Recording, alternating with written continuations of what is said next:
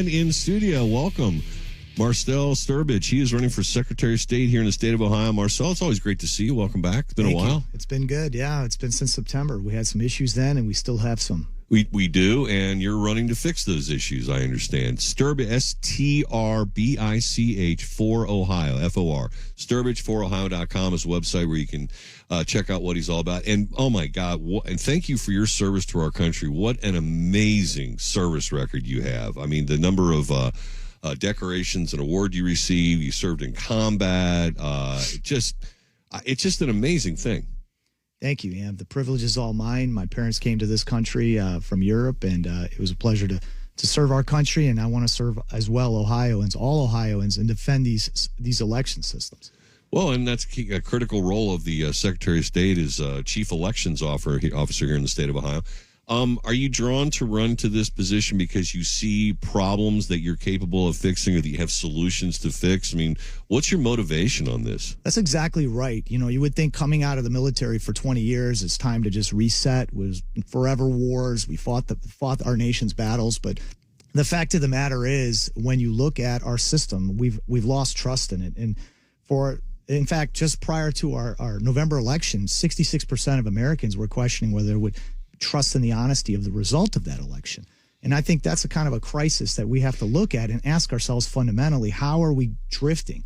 And when I put my analysis on this issue, and I studied our election system deeply in the last 2 years, did a number of call to actions. I went out, I tried to pass and work with the legislature as a citizen advocate, which is very unusual as a volunteer, and put forward enhanced verifiability for voters. I looked at the citizenship issue with verification, the lack thereof. And I even looked at the cybersecurity, which is a specialty and a background that I had working at the Pentagon. I said, this is not a system that I can understand, whether you're Republican or a Democrat. You're asking yourself, you know, with these global hacks with Microsoft and their software servers, This is recent. And, you know, we're using these services. And so we can't just continue to drift down here and expect just to keep purchasing and acquiring, spending more money on cybersecurity. I think we have to revamp and relook at all the variables of it, and I have some very concrete solutions. So I'm very much an issue-based candidate, and I have an understanding of the system like nobody else in this race right now. Well, that's all wonderful by way of background. One of the areas that I always hear about, and it sounds so, you know, conspiracy theory, electronic voting. And everyone's raising the specter of what's going on behind the scenes in the software. How do I know my vote has been accurately collected? You read articles from other jurisdictions and other townships in other states, and you find out that, wow, isn't that strange? 1 minute there's 1,000 votes, and then 5 minutes later there's actually 1,500 votes. How did that happen? Where did this late night dump come from? Has my vote been accurately recorded by the software? Who made the software? Who is looking into that? These are all questions that I hear all the time, and yet I don't know anything about what's going on behind the scenes. I have no personal understanding of how the software is developed, who's controlling it, and if anything could be modified or changed. And what I can say to that is, you know, for the last 20 years, when we have computerized this entire infrastructure of elections, what we failed to do is up front create independent security assessment review for those very systems. So there's not really a third party involved. The vendor really drives the entire process.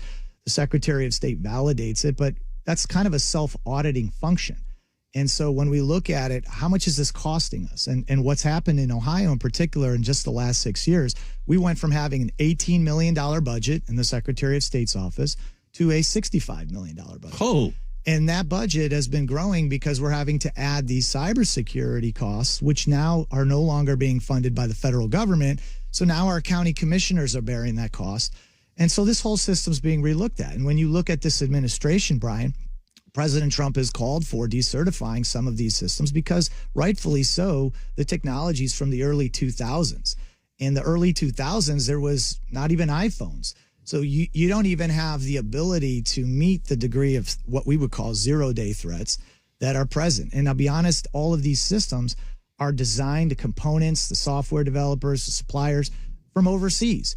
So why can't we get a supply chain in the United States? If this is truly critical infrastructure, if we're truly going to protect that and give people assuredness and confidence, which they deserve, that's why I'm advocating to go back from a marking device to pre-printed hand-markable paper ballots. They are unhackable. They're the most transparent. They cost about a tenth. And Ohio's already doing it in some counties. I think we need to be a leading state and go back to that. And I have no argument with that conceptually. What are the counterpoints to that? Why wouldn't we do that if we can, in fact, restore the confidence in the vote and the integrity of the vote by going that route? I think the fallacy that we have is that we've already spent tens of millions of dollars. So we use the sunk cost argument. If we have them, why shouldn't we use them? Well, if you can't secure them past the 2005 security control level, then you really can't have that degree of confidence. Right. So what have we done? We have added e-poll books. We've added other things. In Ohio this last election, we had to suspend the use of electronic poll books, which are check-in devices that are on poll pads. And the reason we had to do that in part is because the routers have been compromised and had a cyber vulnerability exposure event. So the very infrastructure by which we use in the connectivity of these systems, which we're told they're not connected to the internet, but the e-poll books are connected in many ways. So that's just one facet of what I could offer as a Secretary of State. Is I've worked with information systems technology. I've worked at the private sector to secure the Pentagon's top-of-the-line modern system equipment. And the truth is, a lot of our challenges aren't just in the realm of cybersecurity. We're failing to properly share information between the Secretary of State's office and the Board of Elections, as simple information as identity and citizenship. And that's another area of weakness that we have. That's not shared. No, it's not, because the way we have it set up right now, because in part the federal government, we accept all voter registration applications and then we check after the fact. So nowhere is that the practice, whether you're talking banking, you would never get a loan or transact if you weren't qualified or eligible. Exactly. And so with respect to the election systems, we have 8.2 million registered voters, and those 8.2 million registered voters cannot be qualified for eligibility just by the Board of Elections. So we use the Secretary of State and our Bureau of Motor Vehicles to do this, but why couldn't the Secretary of State ensure that the Board of Elections has access to that official data? And that's where the battle is, and that's where I'll take Ohio to ensure proper information sharing. Now, that doesn't sound like a challenging ask, Marcell. It sounds like something that should already be in place.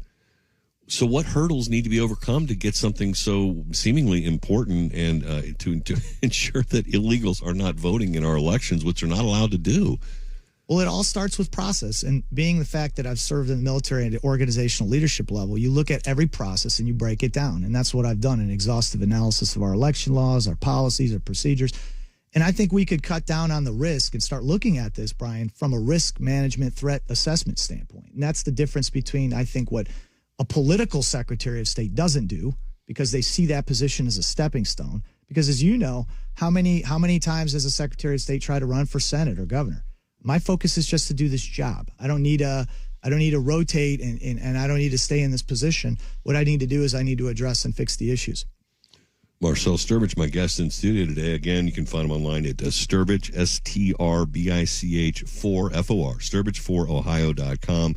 Check out his policies and admire his unbelievably impressive military background. They would take a little slightly early break. We'll bring back Marcell and we'll talk about more what he wants to accomplish when he becomes Secretary of State here in Ohio. It's 8:14 right now, 55 KRCD Talk Station. Zimmer Heating and Air Conditioning for all your HVAC needs. Call them. You will be glad you did. Chris Zimmer, third generation of family ownership and operation. They do a great job. Superior customer service, great pricing. They can get on a maintenance plan to keep your system functioning really at high level all year long, extending the life of your system. But all good things must come to an end. And in the case of HVAC systems, yep, they do have a finite life. And if yours has gone belly up, it is time to get in touch with Zimmer, because right now they're offering a $1,550 rebate on a new Carrier comfort system. Outstanding HVAC system it is, installed by the professionals at Zimmer. You'll be very happy. Most notably, you can take the sting out of it by saving $1,550. So give Chris Zimmer a call or schedule the appointment online. To do it by phone, 513-521-9893. 513-521-9893. Online, you'll find them at gozimmer.com. This is 55 KRC, an iHeart radio station. Here is your Channel 9 First Warning Weather Forecast. It's going to be, first off, the air quality alert is in effect for the entire tri-state area all day. Heat advisory starts at 11 today and lasts until 8 p.m. tomorrow. Today's high will be 90 degrees, sunny skies, and very humid. Clear and 71 overnight, sunny, humid, and 92 tomorrow. Will be clear overnight down to 72, and on Friday. Mostly sunny, very humid, high of 93. Maybe a storm. 69 now. Time for a traffic update. From the UC Health Traffic Center at UC Health, you'll find comprehensive care that's so personal it makes your best tomorrow possible. That's boundless care for better outcomes. Expect more at uchealth.com.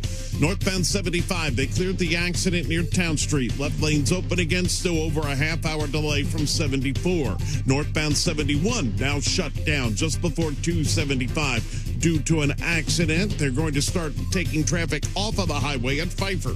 Chuck Ingram on 55 KRC, the talk station. 818 55 KRC, the talk station. Marcell Strbich in studio, running for Secretary of State here in the state of Ohio. He's got good ideas on election integrity. His background certainly lends itself to that role, most notably as he's demonstrated in his brief comments earlier, his tech abilities. He's very savvy when it comes to technology and maybe iron out things in terms of our concerns over the election, the ballots that we cast. What other motivations and reasons, what other policies are you running on for your campaign as Secretary of State, Marcell? Yeah, well, first and foremost, I'm raising a family here in Ohio, 2, 6, and 8, and I want them to have a system they can trust and believe in, and I don't want any type of controversies. Elections have become overly complicated, costly, controversial. That doesn't have to be that way. Some of the things that I would propose up front are really common sense based. First of all, voter ID is supported by 84% of Americans. And when it comes to Ohio's elections, voter ID only applies if you vote in person. So what that means is that for the 1 million Ohioans who have been casting their ballots by mail-in, they are not required by law to cast or to submit a copy of a photo ID. We should quickly close that loophole that we did when we passed our original voter ID bill, and we argued against it because of convenience. Well, there are so many opportunities for people to get a copy of a photo ID to include when they obtain their identity credentials. Well, I hate to say this out loud.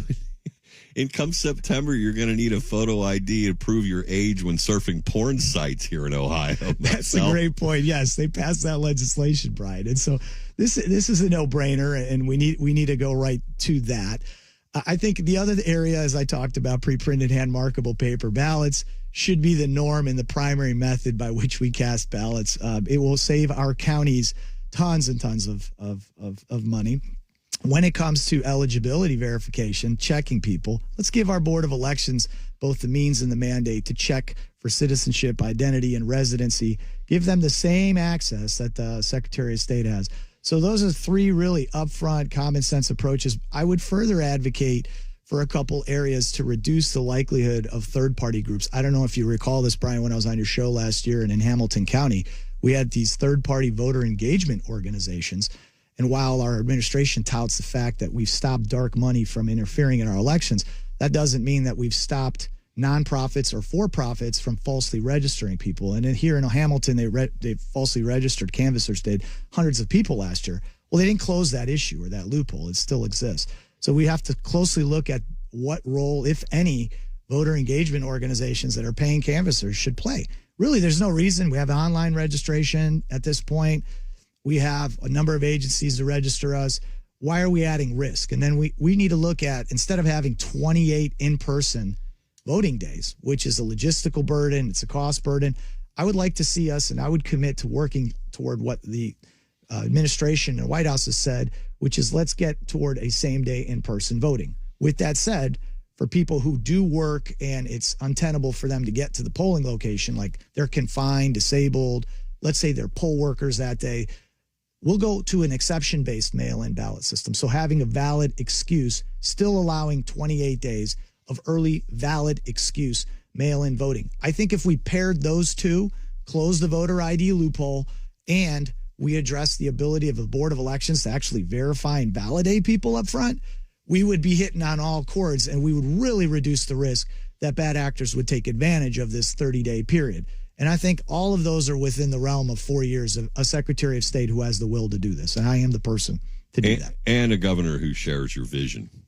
Exactly. The governor who's pursuing actually enhancing civic education, wanting to introduce, for example, because his governor to be Ramaswamy, wanting to introduce a citizen's service exam for 12th graders. Well, I would pair his proposal up by introducing a curriculum post-election where students can actually participate in a hand counting exercise using the vote casts prior, in that election, so that they can have some familiarity with what that is. I think the reason we're having so few people participating in part in these processes is they don't have familiarity or buy-in. And I think if we start to get people involved in more public involvement at the polling location, besides the heavy dependence on computerized casting, I think we would start to open the minds of a lot of young people paired with his policies. And we could do some really good things in galvanizing this young generation to care again about voting and about democracy and about what it means to be a citizen. So I think that Governor Ramaswamy and a Secretary of State Marcell Strbich would work hand in glove to be able to enact these changes. And that's where I think we get back to this state of excellence mindset. Well, I know granting authority to do business in Ohio is one of the jobs of Secretary of State. And Ramaswamy, I mean, he talks a great game in terms of making Ohio the #1 destination for new businesses. I love his energy policy, making Ohio the leading producer of energy, small nuke reactors, for example, providing abundance of electricity. We could be a real powerhouse. What can the Secretary of State's office do if you were there to help Ramaswamy and the rest of Ohio fulfill that goal? Well, we would certainly work together, and the Secretary of State's Business Services Division is where the rubber meets the road for business licensing and LLC incorporation. So making sure that that process is streamlined, that it's transparent. Let's say you're a first-time business owner. That could be arduous to figure out how to go through the filing. So to ensure that, there's information system technology we could adopt that can allow you to see where your application is in the process. That'd be nice. Yeah. And so if you're a recurring business filer or, an attorney that's working for another, you tend to understand how to navigate it. But what if you're a mom and pop? Right. Now I will say there are some guides on the Secretary of State's website that help people with this. But with that said, following that process and being able to see where your application is an area of improvement that I would advocate. And working with Governor Ramaswamy, I would be the facilitating point for a lot of those. I think we had 100,000 business filings so far this year, and we're on tap to double that. So it's a critical part. It's not something that I speak as much about because the election systems need a lot of care and tender. But when it comes to Business Services Administration, we'll look for improvements there as well. Wonderful. Marcell Strbich, Strbich4Ohio.com is where you find him. Encourage you to donate. You're off to a good start in terms of campaign finance, and congratulations on that. And my next guest, someone I know Jack Windsor. You've been on Jack Windsor's Windsor Report quite a few times. I have, and he and I helped break open a lot of these stories on where we are in terms of citizenship verification. Last year was a big question as to whether we're on top of that issue, and he's endorsed this campaign as well. Oh, good. Yeah, a lot of people, like a lot of grassroots and other folks that really just want to see change and some new vitality in our executive offices are taking a strong look, and that's why we did raise over $200,000 in 6 weeks. And that's a great start point. I'm blessed, humbled by the support, and I'm going to work every single day to win this election. It's in May of 2026. So got a little time. A little bit of time, but that doesn't, when you're not in the system, you have to do double the work. And again, I'm motivated and driven to make Ohio better. And I don't need the position, but I want the position because I want the ability to make positive change. That's why I'm in this race. Thank you for having me. Appreciate your enthusiasm, Marcell. You and I will talk again between now and election. Of course, you're always welcome here in the morning show. Good luck, my friend. Again, Strbich4Ohio.com. You can learn more about his campaign and about the man himself.